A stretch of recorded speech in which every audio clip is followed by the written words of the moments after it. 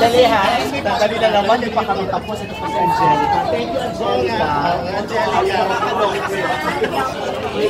My daughter. Judy.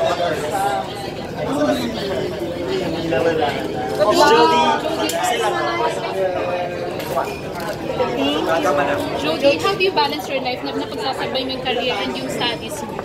And ano pa yung mga gusto mo pang marating sa studies mo? Bakit sinurso mo talaga? Number one, siguro when it comes to balancing, nagkaroon ako ng kahit pa paano ng opportunity na ipa-block off ko talaga yung Tuesdays ko for school. And I'm very thankful to ABS-CBN and my management na inallow nila ako na i-pursue na matapos ko yung pag-aaral ko.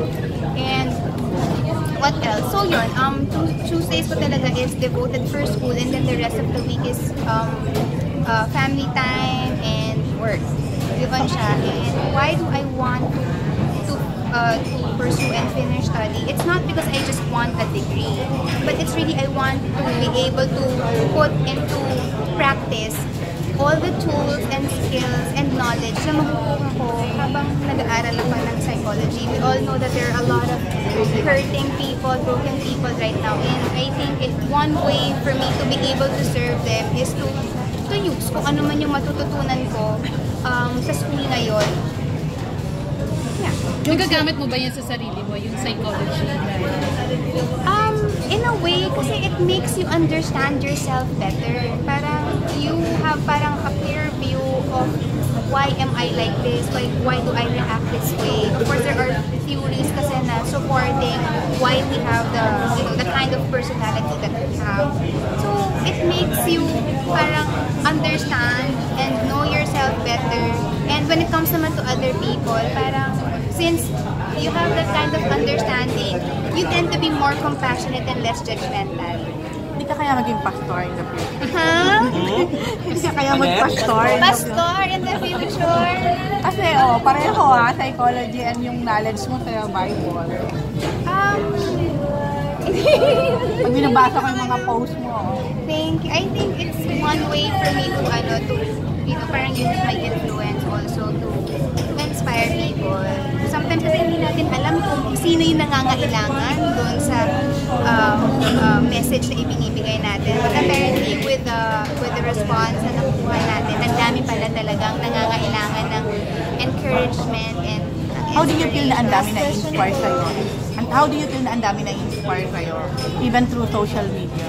I am happy and very thankful na kahit pa paano, yung platform na binigay sa akin ni Lord, nagagamit ko siya in the good news. Masyado sa feel number 1 ka, na top 1 ka diba sa class mo? Nalagbunga yung mga pag-iirap mo.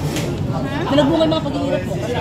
Kasi yung grade mo. Hindi madali kasi na talagang pagsabayan yung career, yung pag-aaral, yung pagiging nanay, at syempre yung mga iba pang obligasyon natin. Pero yun nga, natutuwa ako kahit pa paano na kumbaga napapagtagumpayan naman. And sabi ko nga parang with everything talaga na nangyayari din sa life mo, parang hindi ko pwedeng sabihin na nagawa ko yun out of my own strength or parang my own works. Pero sabi ko talaga na hindi rin talaga ako iniwan ni God sa lahat ng to. He was always with me. Jody, pati yung yung family mo before, like sila Pampi, yung mga anak mo, sila Iwa, parang naging ideal din kayo ngayon.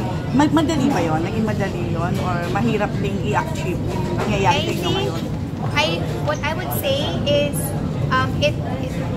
it's actually a process.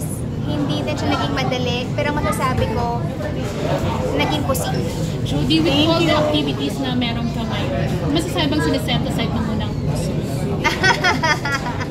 Last question to ha. Answer anak, and then we're gonna go. I would say, I am happy. I am happy where I am right now. I am content with the lot the Lord has given me. So, wala ako sa posisyon to grumble or even complain. But I'm just really thankful. Thank you. Thank you. Thank you. Thank you.